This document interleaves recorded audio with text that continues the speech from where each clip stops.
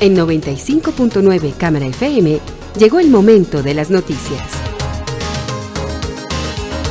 Con el patrocinio de Almacenes Éxito presentamos el Noticiero Económico Antioqueño. Información local, nacional e internacional a la altura de todas las cabezas. Noticiero Económico Antioqueño. Desde 1975 dice cómo marchan los negocios. Director J. Enrique Ríos.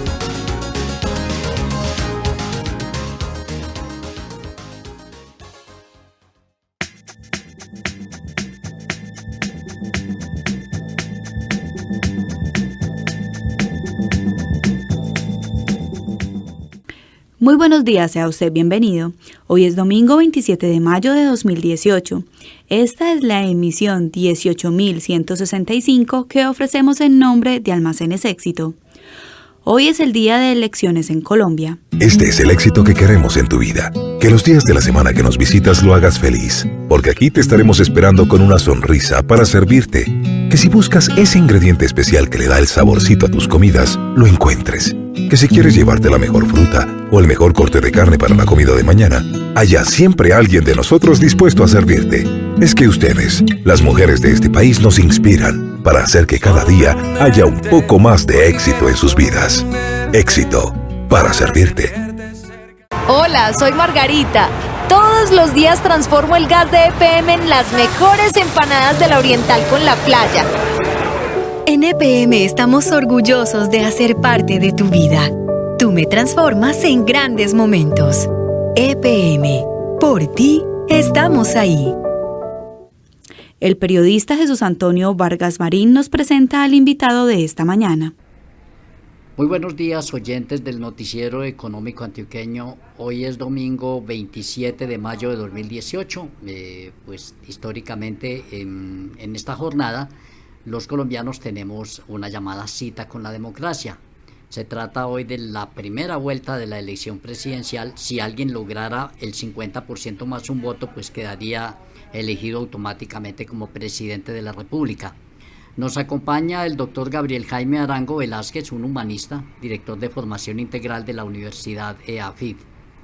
Bienvenido al Noticiero Económico Antioqueño. Le presento el saludo del director J. Enrique Ríos y hagamos como un recuento de esta figura presidencial. ¿En qué momento arrancaría? Porque antes nos hablaban de señores feudales y de reyes. Buenos días. Buenos días, Jesús, y buenos días a los oyentes.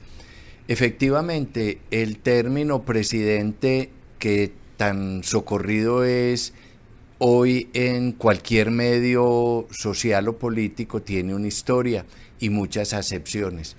Ese término empieza en los Estados Unidos con ocasión de la definición de la primera constitución para hacerse independiente de los Estados Unidos. Y uno tiene que diferenciar que hay distintos tipos de presidentes, pero empecemos por el concepto, que es el que preside. Eso quiere decir presidente, es la persona que asume la responsabilidad de dirigir. Y transferido a la política, entonces, en nuestro caso en Colombia, que no es un caso igual a muchos otros del mundo, es más común en Latinoamérica, la figura presidencial quiere decir jefe de Estado. Es la persona jefe de gobierno y es la persona jefe del Ejecutivo. Entonces hay como tres grandes dimensiones en esa figura, que son esas, pero tiene otras connotaciones, no solamente las tareas prácticas, sino las tareas simbólicas, porque es la persona que encarna la majestad de la nación. Bueno, doctor Gabriel Jaime, uno oye hablar de Francia como una república presidencialista, y en América Latina pues uno sí oye decir que todos son presidentes, pero dígame una cuestión, por ejemplo, en España yo creo que se comete un error cuando algunas personas dicen que el presidente de España. Sí, en España el presidente es presidente del gobierno, pero no presidente del Estado. Quien preside la majestad del Estado en España y es el símbolo representativo es el rey. En Francia, por ejemplo, el primer ministro es el jefe del gobierno, pero es también el presidente una figura simbólica que representa la Francia histórica, cultural y, como ellos dicen, inmortal, más en las relaciones internacionales que en el gobierno interno. Entonces, en Francia, la figura del presidente, que es elegido por voto directo, es más una figura para representar a Francia en la comunidad internacional. Y el primer ministro que él designa es la persona que gobierna hacia adentro. En cambio, en Colombia, el presidente gobierna y dirige la forma de organización, nombra a los funcionarios del gobierno, le da direccionamiento al gobierno. A su vez, preside el Estado y representa el Estado. Y adicionalmente, en Colombia, el presidente ejecuta las normas que salen o las leyes que salen del Congreso. A mí me llama mucho la atención también la figura de la canciller alemana, porque en Alemania hay un presidente, pero la que lleva la voz cantante es doña Angela Merkel. Exactamente, hay en Alemania un modelo distinto al nuestro. La jefe del gobierno es la primera ministra y por eso es designada por el acuerdo de los políticos en el Parlamento, mientras que el presidente tiene la figura de representación también hacia afuera. Entonces, en Alemania, la figura de primera ministra, que en este momento es Angela Merkel por cuarta vez, es la persona que dirige el gobierno. No, ni modo de preguntarle a usted un poco más, pero me gustaría saber, por ejemplo, cuál es, por ejemplo, doctor Gabriel Jaime, la incidencia que tiene un emir en los estados árabes. El emir en los estados árabes es una figura muy antigua, porque es la persona designada por el rey para gobernar una parte del territorio y dirigir el gobierno de un sector de la población, de manera que es algo así como un primer ministro. Y también de alguna manera es como el representante y el delegado del rey. ¿Y usted qué piensa, por ejemplo, de algunos países africanos donde un presidente se eterniza hasta 40 años? Bueno, pero esa costumbre que es más universal que simplemente africana, es porque acuérdese, Jesús, que venimos históricamente de unas figuras que se demoraron mucho en consolidarse, que fueron los reinos. En Europa, lo mismo que en África, y los virreinatos, por ejemplo, en Asia o aquí en América, pero también los reyes en China o en Japón. Y los reyes eran gobernantes a perpetuidad, eran gobernantes para toda una vida, y se nacía con el designio de ser gobernante, y además en las religiones le supieron poner el condimento necesario para hacerle creer a la gente que era por designio de los dioses, que se encarnaba esa majestad de ser por derecho natural heredero del gobierno. Y esos gobiernos no solamente eran instancias ejecutivas, sino que eran dueñas del territorio, eran dueñas de la gente, eran dueñas de los bienes y disponían sobre vida y honra de sus súbditos. Entonces, la irrupción de la democracia contemporánea en el mundo, como la conocemos hoy y que empieza pues en los Estados Unidos y después en estas repúblicas que fundan Simón Bolívar o Artigas o San Martín en América del Sur, antes que la constitución de las repúblicas en Europa, que fueron mucho más tardías que nosotros, heredaron esa tendencia de muchos funcionarios públicos que llegan a ser gobernantes y desarrollan mentalmente la actitud de emperadores y reyes, y entonces se autodecretan para ellos el poder de gobernar a perpetuidad. Y por ahí tenemos figuras así en Colombia. Antes de que nos adentremos en Colombia, una última pregunta sobre el mundo europeo, doctor Gabriel Jaime. En Inglaterra, en la Gran Bretaña, ¿usted cómo ve esa figura? Sobre todo porque uno ve que un primer ministro en Inglaterra puede estar muy sólido, pero se cae por un Brexit. Exactamente. Fijémonos que la democracia del Reino Unido es una democracia muy particular. Es una democracia parlamentaria y viene funcionando desde la segunda mitad del siglo XVII, donde se dio la gran revolución laboralista y de los trabajadores, que obligaron, lo mismo que algún sector de la nobleza, a limitarle el poder absoluto a los reyes de Inglaterra y a compartir ese poder. De ahí surge el Parlamento. Gran Bretaña entonces es un reino, tienen una reina, por ejemplo, hoy, pero igualmente el gran poder de gobierno está en el Parlamento. El Parlamento hace las leyes y escoge el primer ministro, dependiendo de los resultados que los partidos políticos hayan tenido en voto directo. Entonces el primer ministro surge indirectamente, y ese primer ministro, que es hoy la señora Meyer, ella es la gobernante al interior, mientras la representante del Reino Unido es la reina.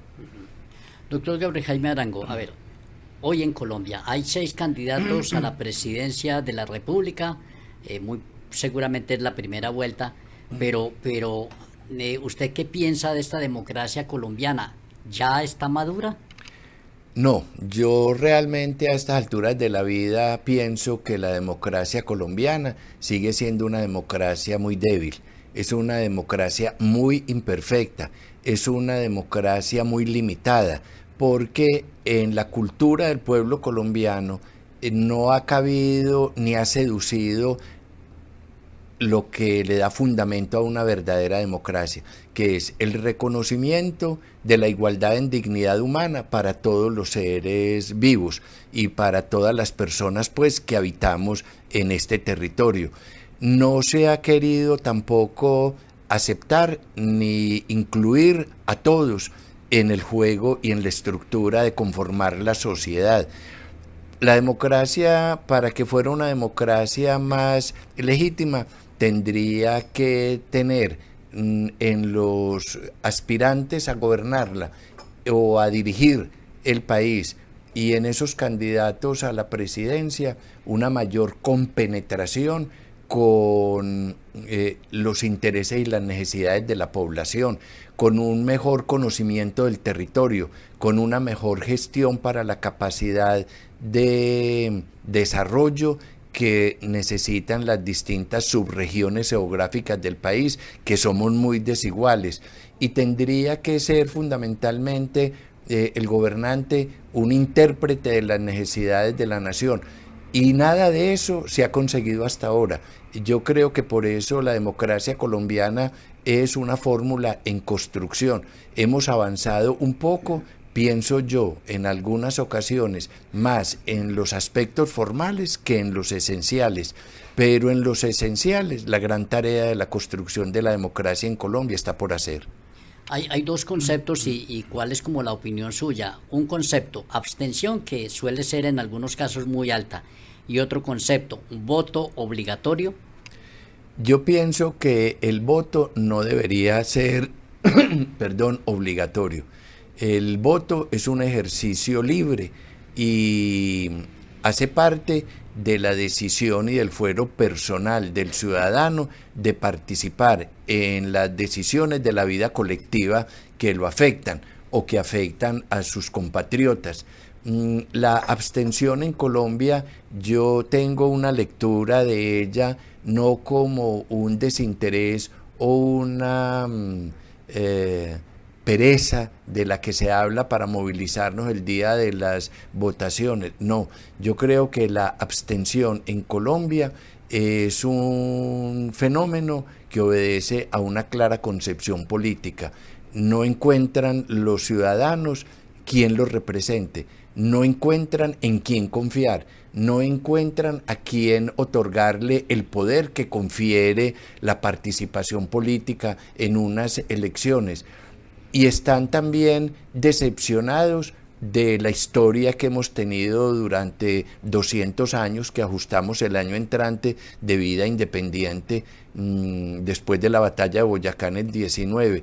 Nuestros gobernantes han sido en buena medida personas incapaces de concebir la nación, han sido personas incapaces de gestionar el territorio, vuelvo a decirlo, han sido incapaces de interpretar las aspiraciones de las mayorías nacionales, y hemos tenido entonces gobernantes y democracias restringidas más interesadas en las apetencias personales, en los deseos de negocio particular, en las ideologías de partido, que en el pensamiento de la nación. Entonces, lógicamente, la abstención, ¿por qué se da en tan gran cantidad como se da en Colombia, que hemos tenido elecciones de más de un 60 y más un 62% de abstención? Porque no hay esperanza en que esas figuras que pretenden gobernar, dirigir el país, vayan a hacerlo por el país, de manera que la gente se autoexcluye, pero es por desconfianza, o digámoslo al contrario, por falta de confianza. Si las promesas políticas se cumplieran, pues viviríamos en un país maravilloso en todo el sentido de la palabra, sin ningún tipo de escasez, por ejemplo, y es decir, sin nada más que hacer, pero doctor Gabriel Jaime, a ver, esta semana que fue una semana crítica dentro del manejo de la crisis de Hidroituango, nos llamó la atención, por ejemplo, ver fotos de la gente de Valdivia, la gente pobre, esperando una atención, pero en sus rostros se ve como la figura de esa pobreza tan dura, y en otra página pues aparecen personas obviamente con mucho mayor solvencia y mucho más calidad de vida. ¿Qué lectura le da usted precisamente a este aspecto cuando yo le hablo de dos páginas así? Claro, Jesús, y eso lo vemos por contraste permanentemente en los medios de comunicación de Colombia. Lo que no hacemos es elaborar. Yo pienso que una de las causas para llamar a la democracia colombiana imperfecta, débil y marginal es porque no hemos sido tampoco capaces de construir la nación. Entonces la nación no participa de la vida que llamamos formal democrática.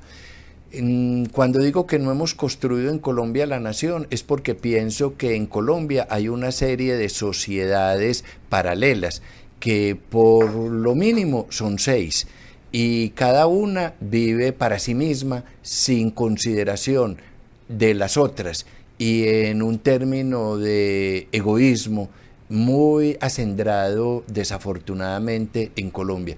Entonces aquí hay un sector de la sociedad que vive en el primer mundo del primer mundo.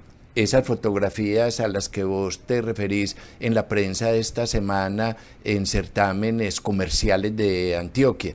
Pero existe la otra Colombia que también se ve en las páginas alrededor de las fotografías con las que nos han informado del acontecer en las riberas del Cauca, de Hidroituango hacia abajo, en la corriente del río, que son las personas que pertenecen a una sociedad excluida de los beneficios de la economía, marginada de los derechos humanos, carentes de vivienda, y que por eso viven en las condiciones en las que viven y donde viven. Viven en los terrenos que no tienen dueño rico, precisamente porque están en los lugares que se inundan, están en los barrancos que se desploman, están en los lugares de poco valor económico, pero por eso están ahí. Esta otra franja de Colombia, que no sale siquiera en las fotografías muchas veces, que son las comunidades indígenas, las comunidades que están en las profundidades del territorio amazónico, del Baupés, del Mitú, del Bichada, del Caquetá, del Putumayo, del Sibundoy, en el Pacífico colombiano, que nunca han contado para las élites dominantes, está la Colombia excluida, no por razones de ubicación geográfica o de condiciones étnicas o de participación en la economía, sino por los que esta misma sociedad ha llamado los desechables, los marginados, los sin esperanza, a los que no se les ofrece ninguna oportunidad y que son también cantidades. Y están esas personas de una franja social que son los que yo llamo los desilusionados, porque son los que ya no creen en nada y saben que su destino individual lo tienen que luchar en esas condiciones, porque no pueden contar con el colectivo, porque ellos ya saben que no hay colectivo para ellos, que no hay integración para ellos. Entonces son las personas que ya ni siquiera participan ni deciden. A uno le hablan mucho, doctor Gabriel Jaime Arango, del ejemplo de Finlandia con la educación, la revolución educativa. Sí. Quizá tengamos alguna esperanza en el futuro en esta Colombia. Cuando se hacen los grandes diagnósticos de los problemas sociales en Colombia, pero igual en otras partes del mundo, la educación hace parte de ese diagnóstico, y el éxito o el fracaso de los procesos educativos y de las instituciones educativas se ve y redunda en el éxito o en el fracaso de la sociedad. Y cuando esa sociedad quiere transformarse, quiere modificarse y quiere corregir errores históricos, también piensa en la educación como posibilidad. Entonces yo digo, la educación y el sistema educativo somos causa de muchos logros y de muchas frustraciones, pero también somos motivo de esperanza. Finlandia es Finlandia porque, primero, es una sociedad más igualitaria, es una sociedad con mayor sentido de oportunidad para todos, es una sociedad donde la economía puede producir en términos de capitalismo, pero tiene una distribución y una apropiación social, es decir, el Estado es Estado y genera oportunidades para todos, y lógicamente tienen un muy buen sistema educativo lleno de muchas innovaciones que en los últimos años ha pasado a ser un referente mundial. Colombia tiene candidatos y gobiernos que promueven la educación como forma de inclusión social, de generación de oportunidades para el desarrollo y el crecimiento personal, social y económico, que piensan en que la educación puede ser esa variable diferenciadora en favor de los menos favorecidos, pero también tenemos propuestas y candidatos que la educación no la tienen incorporada en su proyecto, porque ellos saben que si hay educación, entonces hay ejercicio de los derechos y hay responsabilidad ciudadana. Un pueblo educado se gobierna, pero un pueblo ignorante se manda. Y entonces por eso algunos no apoyan la educación, mientras que otros sí. Unos segundos finales para reflexionar sobre por qué votar hoy día de elecciones presidenciales en Colombia. Yo creo que los ciudadanos, a pesar de nuestras diferencias ideológicas, a pesar de nuestras visiones del país, deberíamos sí todos participar en la vida cívica y política y ayudar a ir avanzando las causas que necesitamos que avancen a través de las personas que puedan representarlas, así sea parcialmente, pero debemos participar. Yo creo y estoy convencido, bueno, no creo porque eso no es una creencia, estoy razonablemente convencido que en el mundo político es mejor participar que no hacerlo. Le reitero el saludo del director J. Enrique Ríos, doctor Gabriel Jaime Arango Velázquez, director de Formación Integral de la Universidad de AFIT. Muchísimas gracias por haber atendido esta mañana el Noticiero Económico Antioqueño. Muchas gracias, Jesús, y buenos días a los oyentes. Muy amable, señor, y para todos nuestros oyentes, pero muy buenos días. Invitación a escuchar el Noticiero Económico Antioqueño mañana lunes a las 7:30 de la mañana. Un feliz día.